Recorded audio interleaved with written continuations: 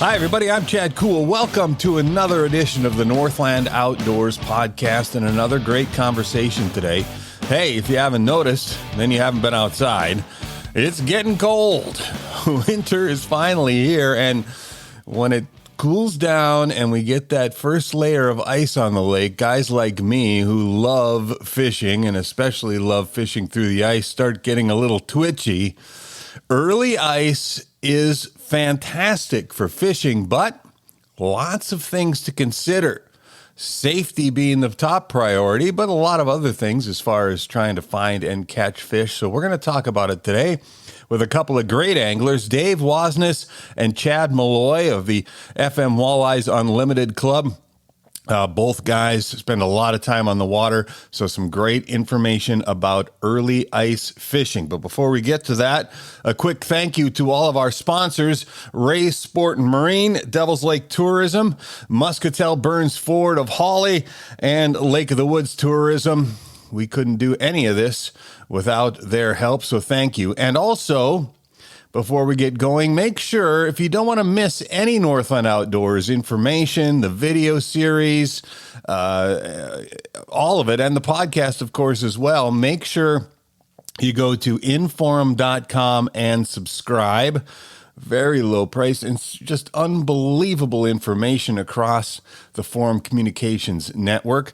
Also, take a look at our new YouTube channel for the Northland Outdoors video series. You can just go to the Inforum YouTube and then look for Northland Outdoors there. All of our videos will be on YouTube so you can enjoy them. And also make sure you check your local listings and don't miss a minute of Northland Outdoors television. We've got another great new season getting ready to start coming in January. So with all of that said, let's get into talking about early ice fishing. Dave Wasness and Chad Maloy right now.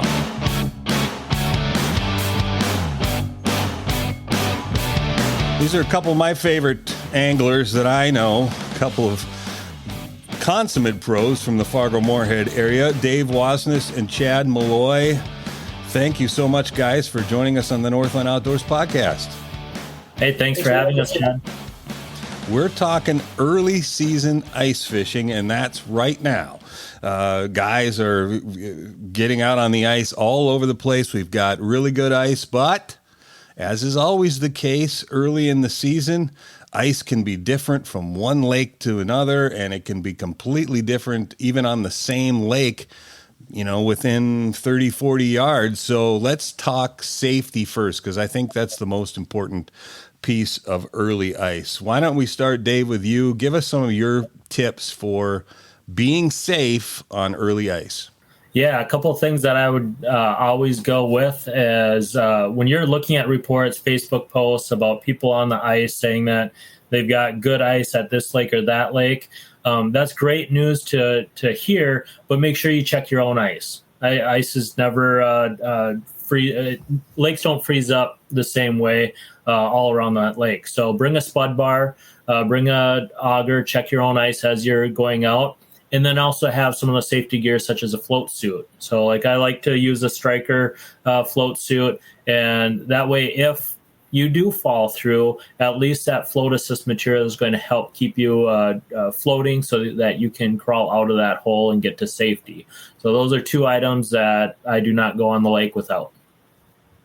And I have to agree with Dave. You know, the invention of the float assist suit is kind of revolutionary for ice fishing safety, and just a peace of mind and knowing you have that extra protection there in case you, for some, something happens, you do go through, you have that extra safety there. It really is a peace of mind.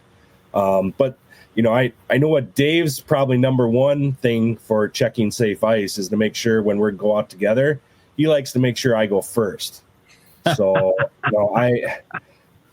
we've had a couple instances where we were out on a reservoir in North Dakota, and it was very early ice. When we stepped on the ice, there's about 6 inches or so, and we're checking with a pistol bit, drilling through, and I would get 6 inches, go out another 5 feet, 6 inches, go out another 5, 10 feet, 6 inches, and we knew there was a current break or a current seam where the actual current came through, And we were just looking for that because we knew with the moving water, the ice would be thinner there because, the friction from the moving water. And sure enough, the next one we go down 2 inches. We're like, yeah, we're good. Move back. But I mean, that is scary on oh yeah, that thin of ice. And we actually had a friend that went out there before us. And before I go there, I would say the other thing, that a safety piece that I would recommend everybody do is always do the buddy system. I would never go early ice by myself. I would always make sure I have a buddy and let people know where you're going so that if something does happen and you don't return on time, they know where to come check, especially on early ice, just because it is unpredictable. Yeah. Yeah. Well, there's nothing that gets your attention more than when you take the spud bar and you go one shot down and it pops right through. And we've all had that happen. I myself have never gone through. Well, I can't say I know that there was a time I went through once and it was only about to my knees, but so I was easily, I've never actually gone through where I was completely in the water, but I've seen demonstrations of guys that volunteer to do it and so on. And the ice picks are really important too, right? For when you want to get out of that hole, because if you think about it, trying to get a grip on ice to pull yourself out is extremely difficult. And those little picks, those little plastic or metal picks that hang around your neck will get you right out of there. The other one too, that don't get mentioned a lot because it doesn't really have anything with you falling through the ice, but cleats on your boots, especially before we get any snow. Falling through the ice is bad, but slipping on ice and cracking your head open on the ice is also zero fun. So, those are all kind of equipment things. Just like all ice fishing gear, the cleats have made movements forward so that they're actually really comfortable. They fit well on your boots. They slip all the way over. You can take them off. I remember, I don't know if you remember, but when I was a kid, we had these little metal things that were bent over with spikes. Yeah. There were more spikes than cleats, and they were really uncomfortable. And but they kept you from sliding around a lot, but they still were not comfortable. The new style ice cleats for ice fishing are actually very comfortable. Yep, and they're inexpensive too. It's really not. So once we get out there, as far as early ice is concerned, what kind of locations are you guys looking for? Let's talk walleye specifically to start with. Where are these fish this time of year when they get that roof over their heads and things get iced up and the water gets cold? Where are you looking to start with? Yeah, so for me, if I can fish late fall in the boat, I'll make sure I can find some spots, see if I can find some walleyes close to the access. This topic gets brought up often. Go back to where you were catching the walleyes late fall before freeze up. Well, if that's on the other side of the lake or something, it's hard to get to that when you're looking at 4 inches of ice and you're walking out. So I like to focus on the access and somewhere close that I know, hey, I can walk to this point. So look for the fish. For me, they're generally right on the shoreline break. They're not going to be at that mid-lake structure. It's just that first break line. And whether you're going Minnesota or North Dakota, you can fish multiple lines. So that first break line is great. You can set up a little deeper and have a tip up, set up a little shallow and try and figure out, are they feeding up on top or are they off that break line? But that's generally where my starting point is that first shoreline break, close to an access. And I'll put in a little bit of work before freeze up to pinpoint where they're at around the access points. Mm-hmm.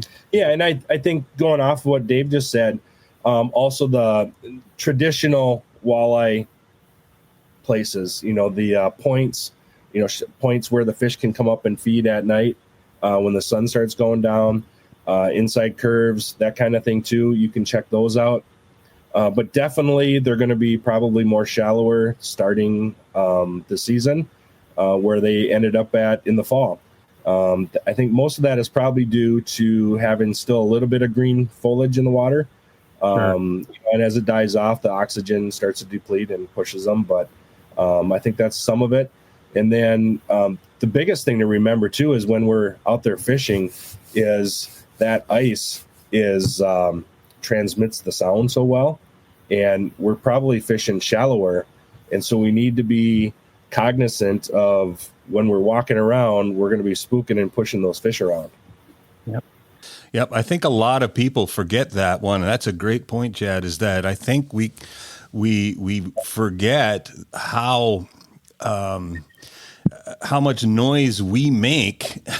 And not only that, but shadows and everything else. If you're stomping around on the ice, we had a discussion. I do a show with Steve Panaz called Stone Cold Fishing, which is another live web show we did the other night. And Danny Thompson was on with us. And I know you guys know Danny. And he was talking about out on Mille Lacs, how they actually set up walleye drives in the winter. Have you heard of this? Where they'll set guys. Dave did that a couple years ago. Did you? Okay. Well, they do it with walleyes and panfish, where they'll set guys up on the end of a structure, and then the other guys will go and just walk that structure down towards them, and the guys at the end start popping fish. Well, the reason is they're getting spooked by the guys walking. So it's the same thing you could do while you're sitting there fishing if you're stomping around. Well, you have to wear orange, because you're doing the drive. So Dave and I were on a North Dakota reservoir and early ice, and we're in this little kind of back eddy of a point where it kind of comes around and creates a little back eddy, and that hole there was a nice drop off, and it came up, and after a while we wouldn't see any fish, so I'd say, Dave, go round us up some. So he'd do a big loop around the ice house, and all of a sudden this was the first time he had his front facing sonar out. And so we were having a blast. It was like watching movies on his screen there. And you could see these diamonds come across the screen when he would start walking. So here came a big group of crappies. And then you could see here comes a couple walleyes, and that's a pike. And, it was just amazing watching these fish come through after he did his drive. So it's really neat and fun. Well, that brings us then, you mentioned it first, to electronics and how important they are in that what we're talking about, trying to find fish on early ice. How do you use your electronics? And of course, forward-facing sonar is the name of the game these days. When in particular with walleyes, how do you use that technology to help you find fish? Are you looking for fish? Are you looking for certain types of structure? Are you looking for bait? How do you use your electronics to help you find walleyes? The starting point for me is always going to be the maps. Maps over sonar. You get out there, if you've got Garmin, Lowrance, Humminbird, any of those forward-facing sonar units, you also have that map. And I feel that's the single electronic item that has really helped the anglers find more fish over anything else out there, is that map. You're able to tell where you're at on that lake. If you're on a saddle, a point, an inside turn, that first shoreline break, or where you're at before you start drilling a hole. So getting to that point first, and then you can drill a hole, drop down forward-facing sonar, scan around. Usually with that, what I'm looking for is the weed edge on that shoreline break, and just scan along that weed edge, see if you can mark some fish, and try and get on that, that spot on a spot sort of deal, and get set up for those key bites. You've got the sunrise, sunset bites, making sure that you're on those spots for when the fish come through. What I really love about the forward-facing sonar is the learning aspect of it. I think what people are learning nowadays is learning where you thought fish were. Like, this should be a surefire, they're going to be in this corner here, right? They're there every year, and you go there and there's nothing there, and you pan around and they're out suspended over the deeper spot. So changing your mindset, I think, is what front-facing sonar is going to do for a lot of people. Is because people are going to discover things they didn't know. just like watching the fish behavior when they react to a lure. I think for a long time, forever, everybody thought when a fish bit your line, it actually, when you felt it hit, it was closing its mouth on your lure. Well, it's actually the opposite, right? It's when it opens its mouth, it inhales your lure, and that's what you feel is when it inhales it. So just a lot of different learning, I think, and that's what I really, really enjoy about the front-facing sonar.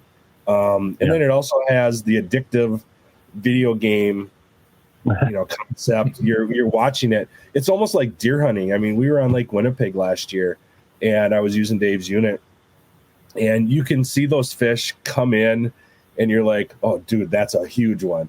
And it would come in, and you'd start jigging, then all of a sudden it just turns away.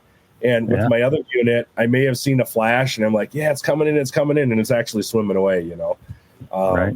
And you can tell that it just turned neutral because of how you were jigging your lure or moving your lure. And so it teaches you maybe to try something different and see how that affects the attitude of the fish. Yeah, well, it wasn't that long ago where you'd have never even known that fish was there. And so you would just think there are no fish here. And that's the one thing that's changed as well, is it's made even the negative bites entertaining and educational, because you're still watching how the fish reacts to your bait. And when it comes to ice, and especially with walleyes, what I like about it more, and Dave, you mentioned this, is I use it more to find those spot on the spots rather than as much as looking for individual fish. To be able to find that one clump of still standing weeds, in the wintertime, or a pile of nice boulders or something along those lines. You can really see that stuff easily and find a spot to set up. And once you do, then it's, obviously fun to watch fish. When it comes to panfish, that's a different story. And I know we've had discussions with other folks over time, and I'd love to get your guys' opinion too, but that's one of the areas where forward-facing sonar, I wouldn't say it could be a problem, but it's certainly schooling crappies, main basin crappies with a forward-facing sonar is borderline unfair. And I don't know how you guys feel about it, but I mean, it's really a game changer when it comes to those. And you can do a lot of damage to some of these panfish lakes if you're not careful. Yeah, I don't disagree. It can be, but I think anglers need to use common sense. And unfortunately, everybody doesn't use it, right? People get carried away, and that can hurt things. But I don't know. I struggle with it, which way to fall, and it's technology and how you use it. And I hate to comment either way. I kind of fall on the fence. Where I enjoy using it. But and I try to do, I'm not a big giant meat, angler. So it's tough to tell other people what to do too, if they have a license. So no, a limit is a limit. Yep, you're right. It's just, I agree. That's just the mindset that needs to change. I think the technology is great, and we should embrace it. But with that comes responsibility. And we have to understand that maybe I don't need a limit of crappies 5 straight days in a row, or 7, or all winter. Maybe one can last me a week, and I can put the other ones back. So that's all part of it, I'm sure. Let's shift gears real quick here, and let's talk now. Go back to walleyes and talk. We found them. Okay, we've got our location. What about presentations this time of year? Are we aggressive? Are we subtle? Are we both? When do we do either one? What are your thoughts? Chad, start with you. What are your thoughts on presentations for early ice walleyes? I think on most waters where I can use at least 2 lines, right? Just about everywhere. I'm going to start probably with the old standby, the Northland buckshot, a 1/4 ounce buckshot with a minnow head as my jigging rod. And then I'm going to also set up a dead stick with a bobber, and either just I really like those, the the eyeball jigs from Northland. I really like those on my dead sticks. I've had a lot of really good luck, and I don't, I'm sure the walleyes don't think it's an eyeball, but they look cool and they seem to work pretty darn good too, So that's what I like to do, and I bet that Northland buckshot has caught more walleyes and perch than any other lure out there that I've ever heard of. Yeah, no, it's a standby, that's for sure. Dave, what about you? Yeah, Chad's sort of spot on. I've got here that's the Northland tungsten buckshot, and that's a 1/4 ounce, and that's my go-to for the season. It's a great reaction bite. Like I said earlier, 2 lines in Minnesota, 4 lines in North Dakota. So I've got my dead sticks in where it's just that bare hook and a minnow for the finesse type of bite when they're not all that active. But I always want to have that jigging rod. Try and get that reaction bite. Start with the buckshot. I know you said we'd be talking about Winnipeg a little bit later, maybe, but the thumper spoon, that was a very hot lure up on Winnipeg and continues to be a hot lure. It's a brass spoon, and just has a great flutter to it. Another reaction spoon. So those 2 spoons, I enjoy using a spoon because you can be very aggressive with it and you can be very subtle with it, and they seem to always work. Do you start? Go ahead, Jed. Well, I was going to say, the one thing I like about the spoons is when I put a minnow head on there and I'm jigging it, even just really light, that minnow head darts back and forth because the pendulum effect of it. And I think that is a trigger. You don't even have to jig your lure that much, and that minnow head's darting back and forth like that. And besides that, you can do the real aggressive, jigging on it. And you have the buckshot spoon, which has a really loud rattle, but you can also go with some other spoons that are silent. And sometimes that does make a difference between having a rattle and not having a rattle. And I've had luck too, especially if we're talking about Lake Winnipeg a little bit, going up there with a silent lure. And even everybody thinks up there you need to go with the biggest lures you can, just the 1/4 ounce size. A lot of times I'll upgrade my hook a little bit, but just having a smaller package, sometimes those walleyes are in a little bit negative mood and they come up they just want a snack instead of a steak. And it's the hot ticket. So I've had some really good days on smaller lures. I like a snack, but I really like a steak. So it's yeah. Well, it depends, right? If you had a couple steaks already, right. Yeah, you just came from the Whitefish Steak House, and you got 3 20-inch Tulibis in your gut. You maybe just want a little after dinner mint or something, right? I got you. Uncle Dave's over here jiggling, a buckshot in front of you with a minnow head. Maybe I just want a little snack. Yeah, a little snack. I don't need a live target right now. When you first get into a spot and there's some fish in the area, you've got that location, you got the spoon, are you real aggressive? Let's talk presentations right away. Are you aggressive to start with until you see something? How do you approach that triggering act? The attracting and then the triggering. How does that happen? Because that's key. Getting them to come into the hole is one thing, or into your sonar cone is one thing. Getting him to bite that thing is something completely different. A lot of people struggle with that, with triggering bites. So how do we do that? Dave, let's start with you this time. So I will always start more aggressive. Pound the bottom with that buckshot. What I mean by that is, jig it, let it drop all the way to the bottom, and continue to do that. And that walleye, if it's going to react, it's going to hit that spoon as it drops. It may even wait until it hits the mud or the sand and then just dive down and T-bone it to the ground. If that doesn't work, then and we see this with the forward-facing sonar, that education piece, it lets us know what they want.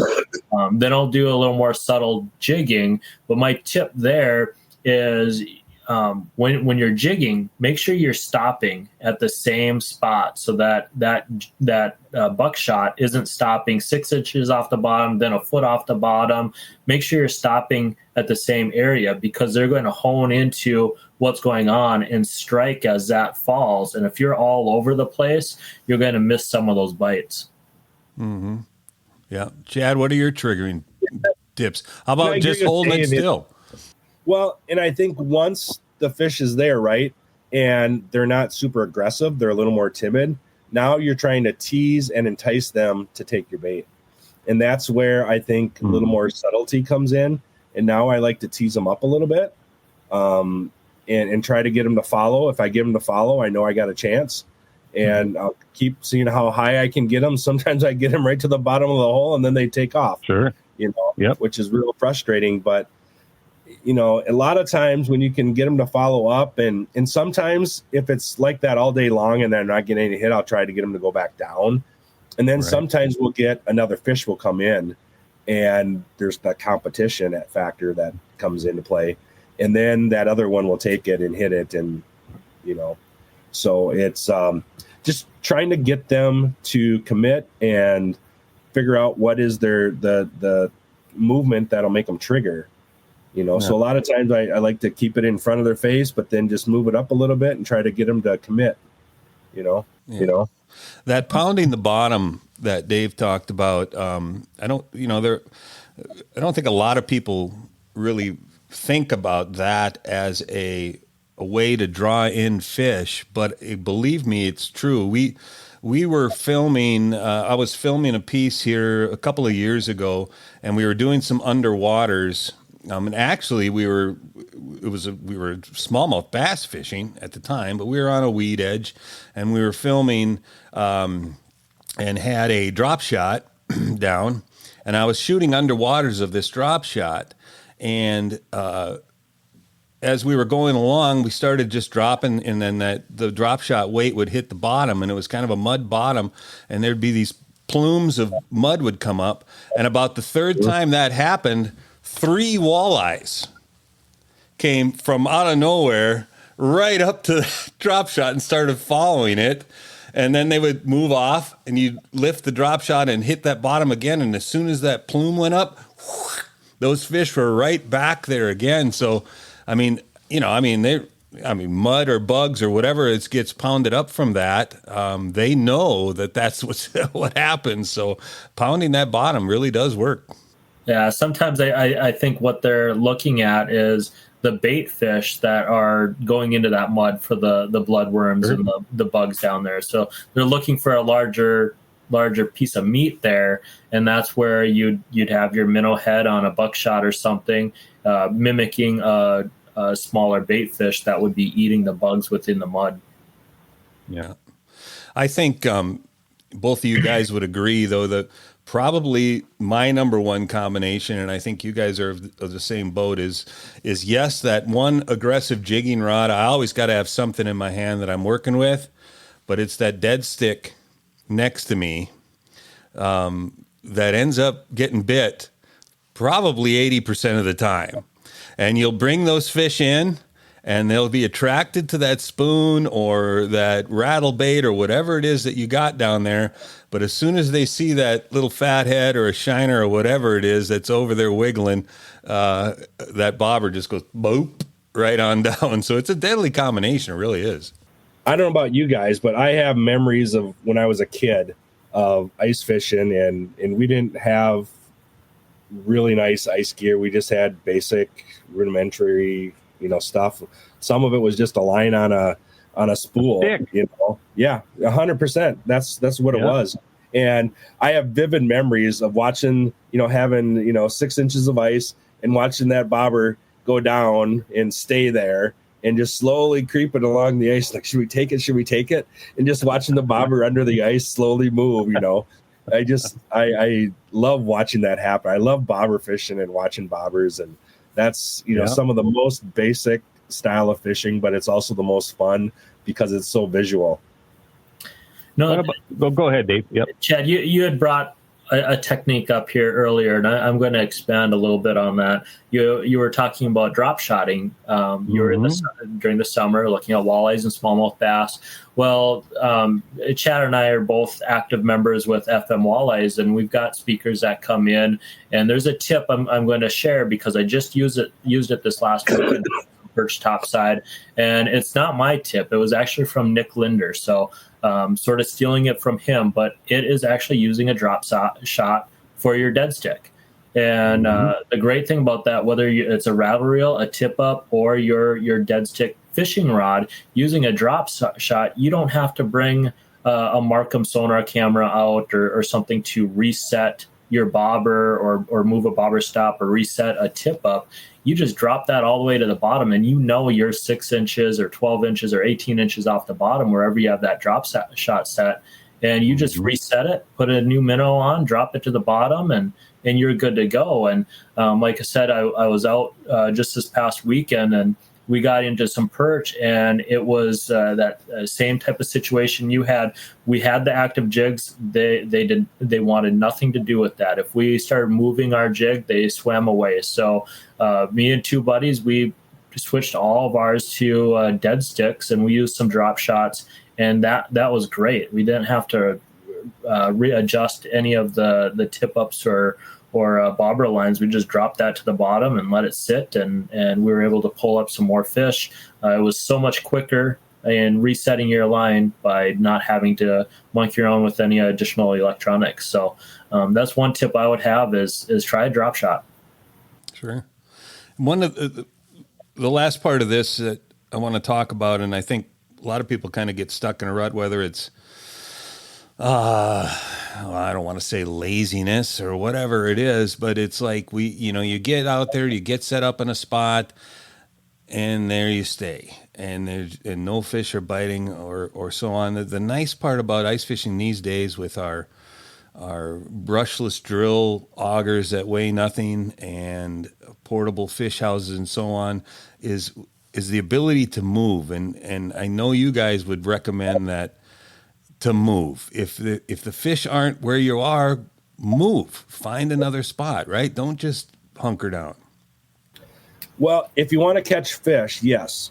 But then there's also the social aspect, right? Everybody knows that there's more to ice fishing than actually fishing. It's a great social activity. And sometimes you just don't want to put in the extra work, right? Moving around is a lot of work, tearing down and setting up. So especially the nice thing about moving early is you don't need much gear. You can get by with a drill auger, a hand drill with a pistol bit type thing. And so you can go a lot more lightweight options, and you need less gear, and you can be a lot more portable, which makes it real easy to, move around. Drilling a hole 6 inches takes 2 seconds. Dave showed me that pistol bit, and that is the slickest thing I've ever had. I love using it, and I mean, we take it up to Lake Winnipeg and everything. So it is the cat's meow. Yeah. And nowadays with all the gear that we have, the ice suits, it's like wearing a shelter on yourself. As long as it's 15, 20 degrees or warmer, there's no reason to be in a house. Walk around, fish outside. I was out this last weekend. We went to 4 different lakes trying to find active walleyes and perch. And we were outside. We pull a sled, had a auger, had our rods and a bucket, and we moved around trying to find fish. And with the technology we have, the gear that we have nowadays, it is so easy to be mobile and try and get on a good bite. Yeah. I do have to say that I have one friend that complains that he never catches fish, but I think his problem is he's always changing lures. His line is out of the water half the time because he's always trying different colors. I think half of fishing is making sure you're keeping your line in the water so that you have an opportunity too. Yeah. It's finding the fish. If you can find the fish where they are, odds are you're going to catch them, right? And I think a lot of people just spend too much time fishing where there aren't any fish. Or maybe that, there are plenty of spots where between 4:30 and 5:30, you're going to catch fish. But the rest part of the day, why not go search around? You might be able to find them at 2 somewhere, So, and then the last part of this too is that we talked about all the different electronics and all the different stuff that's available, but we really don't need that, do you guys? I mean, we talk in the Northland Outdoors, especially. We talk to a lot of people that are just beginners and want to get involved and want to get out and ice fish. And you don't need a forward-facing sonar, and you don't need a $60,000 side-by-side or any of that to get out and fish, do you? No. Well, a lot of this. So the first part of this conversation, we talked about electronics, and I talked about the map. Well, I'd say the majority of people going out fishing have a phone, and you can pull that up and look at what part of the lake you're on. And oftentimes there's mapping that you can look at right there for if you have to pay for it. It's very inexpensive considering the alternatives of some of the other gear, and at least you'll be on a spot. And if you're on some of those key areas, you'll eliminate a lot of water where there likely won't be fish. So that's going to get you in the right direction, and that's fairly inexpensive. Yeah, I know when I was growing up, when I was a teenager growing up and everything, we didn't have any electronics. We just went out and we knew the lake we were fishing and kind of what the depth was, and we just went out there and punched some holes and just sat there, and we'd move around a little bit, but not too much. But and half the time I would bring an old sled with me with my stuff on it, and when it was windy, I'd make a little snowbank with the ice. There you go. Yeah. And put that behind me to keep the ice off or the wind off my back, Mm-hmm. So I was kind of a diehard, and then we're out there, like I said, just with the spools themselves, with a bobber on it, and everything all just basically hand fishing, no poles, maybe a stick if we're lucky, but very, very basic setup when I was a kid. Yeah, and it's in my opinion one of the best ways to get kids interested in fishing. Especially as long as you maybe not take them out to try to catch a trophy walleye the first time. Instead, how about a bunch of tip-ups, pick any lake you want to, stay in, get yourself out to about 8 or 10 feet of water, put sucker minnows on a bunch of tip-ups, and then let the kids go wild, because every one of our lake is loaded with 24-inch northerns, and those flags will be flying all day long, and kids chasing after tip-up flags when they go off. It's fun to be the old man just sitting in a chair watching them do it, But yeah, let's talk a little destination stuff here. We've got, in where we live, we're very fortunate. We have some tremendous walleye fisheries, but I want to start with one that you guys have really turned into I know it's one of your annual favorites, and we talked about a little bit already, but that's the Big Windy, Lake Winnipeg. How did you guys get started going up there, and why do you love it so much? Boy, that was the first trip I made up there was with the FM Walleye Club. A friend of mine, Dave Randash, and a couple other guys have been going up to Lake Winnipeg in the fall and in the winter. Yep. They made some great friends up there with the Walleye Anglers of Manitoba Club. And so they invited our club up. And the first time we went up as an activity, as a group, there's probably about 40 of us. And we went up there, and I don't know, it was like nothing I had ever seen before in my life. You go up there, and it changes every year, obviously, but we're catching, right away we're catching 24s, 25, 26, and they're like, oh, that's nothing. We're like, what do you mean? This is the best fishing ever. And then finally we get on a patch of, some 8 to 10 pounders, and it was just unbelievable. A kid from, I grew up in Minnesota and live in North Dakota in this area, and I have never had ever seen ice fishing in my life like that. I had never caught a fish over 6 pounds before, and going up there, it was just incredible. Yeah. Those of you who watched the Northland Outdoors TV show, these guys have done a couple of different pieces for us. In fact, this last season, we had them on one of the shows, Dave and Chad, both up there chasing what they call the greenback up there because of those green walleyes. Dave, what is it about Lake Winnipeg that draws you back every year? Yeah, so I first got started with FM walleyes as well, going up there for their event. They called it Alewife, Lake Winnipeg ice fishing excursion. But it's a big fish, and just the unknown. You know, you get to that access, you look at the lake, and it is massive. The pressure ridges are insane. Some you could drive next to with your truck, and it's taller than your truck. I mean, the pressure ridges can be very extreme, and that's actually what's holding fish. When you actually look at the structure of the lake, it's a bowl. It's there's not much structure there, so it's the pressure ridges that are holding fish. The walleyes chase the emerald shiners into the jagged ice of the pressure ridges, and then based on the sun and stuff, you could have one side of that pressure ridge holding more bait fish and being more active than the other side of the pressure ridge because it casts shadows. It's very interesting, and that's what I like about it is you could catch them going 300 yards out from the axis, or maybe you got to do a 5 mile drive to find a good stretch of a pressure ridge that's holding some fish.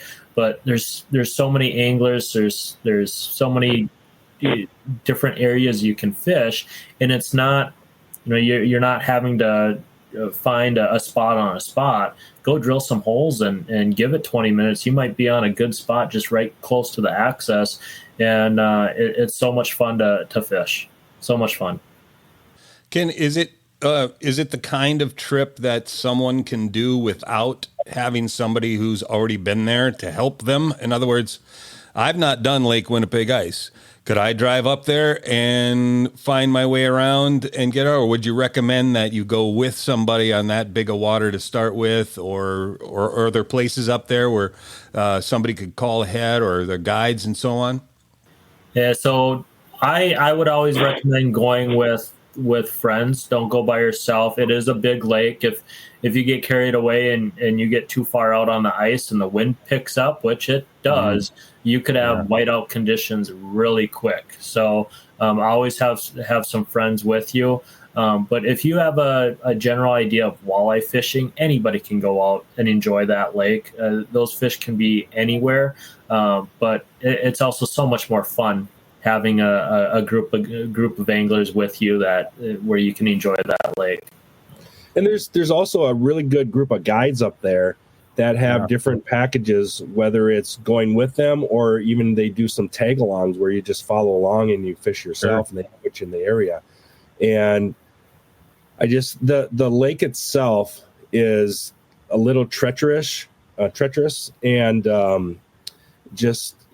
it's just so big, and it's intimidating to a lot of people, I think, especially the first time, where you probably want to go with somebody that has been out there before, because you're probably not going to make as big a runs if you go out there yourself. You're probably just going to go out of 100 yards and pop a hole and think you're good, where we might drive 5 or 10 miles one way or another way, and just making sure you have enough gear for safety, because there's lots of things that can break up there.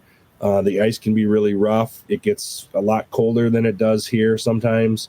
Like Dave mentioned, the wind, and just being prepared. The guys that have been up there year after year know what to plan for.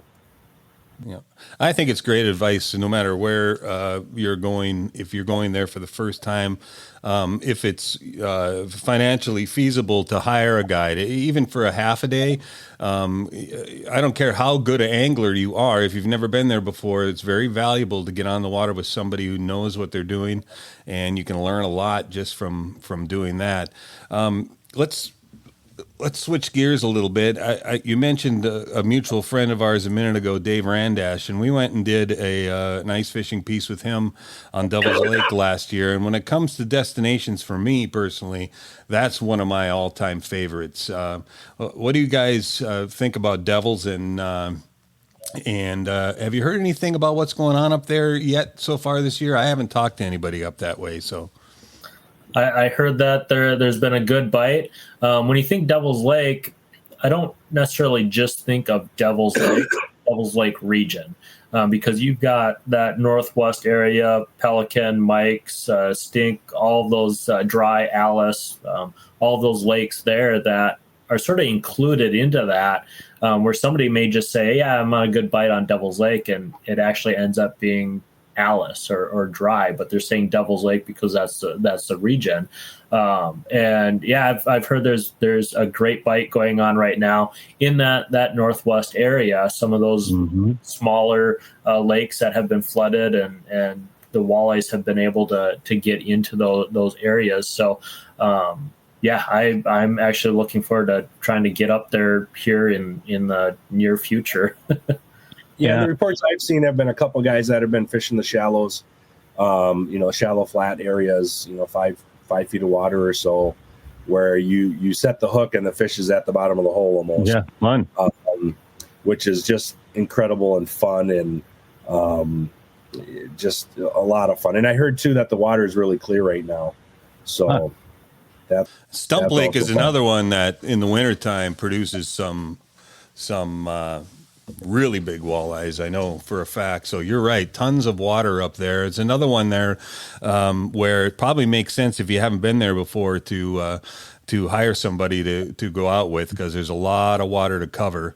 The other destination that always comes to mind is Lake of the Woods, and I don't know if you guys spend much time up that direction, but I understand that even Lake of the Woods, which is always a little tougher to get that ice growing, they're getting out and catching some fish up that way. So always check ahead, of course. But, Lake of the Woods is a different beast, all daytime fishing, pretty much.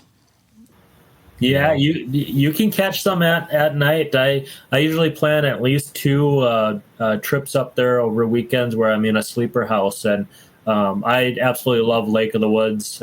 You and I have been up there sturgeon fishing, which is a lot of fun, which you can do through the ice on the rainy. That's still a sort of a bucket list type of trip that I want to do, is target sturgeon through the ice on the Rainy River. But walleye fishing, Lake of the Woods, what I really enjoy about it is the sauger population too.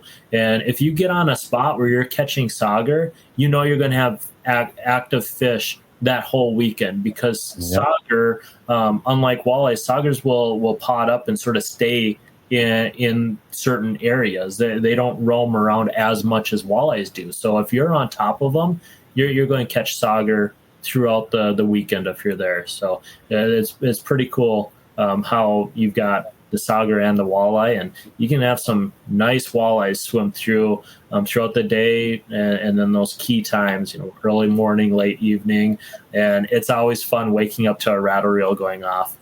Yeah, there's nothing like that tink tink tink tink tink tink tink.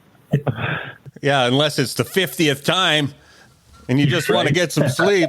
No, that's okay. That's all right. No, and healthy burbot too, which is, that poor man lobster. People that don't eat eel powder crazy, because they are fantastic eating.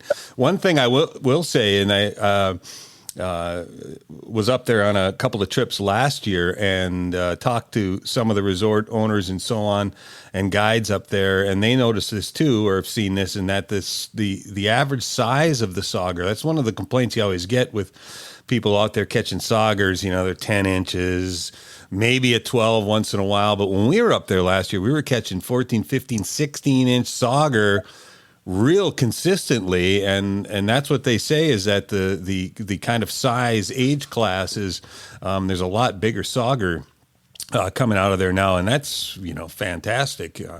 They are tremendous eating fish too. So yeah, that's absolutely correct. This was our 10th year. I do a big gathering for walleye opener up there. We end up taking 4 to 5 cabins at a resort and going out. And yeah, that's spot on. We're seeing larger sauger being caught. So we're getting that bonus, the bonus fish. You're able to keep 6 fish. No more than 4 can be walleye. So they consider the sauger bonus. You can keep 6 sauger and no walleyes if you want. So getting into those bonus sauger fish, that's nice to have a good fish fry. Yep, the big ones. Well, guys, early ice is fantastic, and this has been a great conversation. I think, anybody can get out and do it, but the biggest key is be safe about it. Make sure that you're checking that depth every 10 feet, 20 feet or so that you don't go through and be one of those casualties. And for heaven's sakes, don't go driving on the ice until there's, I'm going to say 16 inches, but most people will tell you a foot or 14, but let's push it even beyond that, if we can. Yeah, it'll come soon enough. So make sure to take a friend. Where are you going fishing next? I'm ready to go. We're going to hit some reservoirs in North Dakota. Yeah. Okay. Got to get on. We got a early ice crappie walleye spot on a reservoir. So we got to get out there. Oh, all right. So you're going to keep her nice and vague. That's what I like about you guys. Chad Maloy and Dave Wasness, thank you so much for joining us on the Northland Outdoors podcast, and we will do this again real soon. Thanks, Mr. Koel. Thank you. Thanks again, Chad and Dave, for joining us on the Northland Outdoors podcast. Early ice, yes, can be fantastic. Make sure that you're smart about how and where you get out there. But when you do, odds are you're going to have some pretty good fishing. So get out and enjoy it. Hey, it's one of the reasons we love being in our Northland Outdoors is we get to enjoy this hard water season. Now, before we go, another quick reminder, get over to inform.com and subscribe. Make sure you get access to all of that great news and information and everything Northland Outdoors over there. Make sure you check your local listings and tune into Northland Outdoors Television. Again, we've got another great season starting in January, so can't wait for the new shows to start rolling out. In the meantime, this past season was also fantastic, so don't miss any of those. And also, again, quickly, thank you to our sponsors, Ray's Marine, Devil's Lake Tourism, Muscatel Burns Ford, and Lake of the Woods Tourism for helping us out and bringing the podcast to you. So until next time, I'm Chad Koel. Thanks for listening to the Northland Outdoors podcast.